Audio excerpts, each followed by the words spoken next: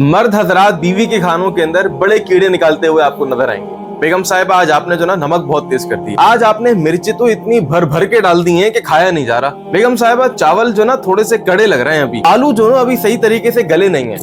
तो ये आपको हर जगह और हर घर के अंदर कहानी नजर आएगी।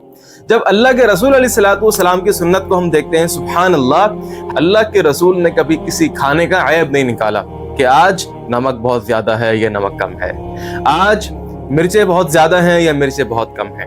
हदीस में आता है कि अगर आपको अच्छा लगता तो आप खा लिया करते, और अगर आपको अच्छा ना लगता तरकहू, आप खामोशी से उसको छोड़ दिया करते थे। तो पॉइंट यहाँ पर यह है कि भाई बेगम आपकी खिदमत करती हैं, आपके लिए खाना बनाती हैं। ऐसा नहीं है कि आप खिदमत नहीं करते, आप भी बाहर जाते हैं, आप माशी एतबार से घर का पहिया चलाते हैं, और बीवी जो है वो घर के सारे काम काज करती है।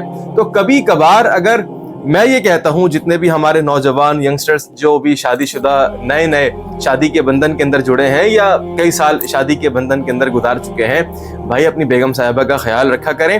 कभी कभार खाने के अंदर कोई ऊंच नीच हो जाए, अगर अच्छा लगे तो खा लें, अच्छा ना लगे तो खामोशी के साथ छोड़ दिया करें।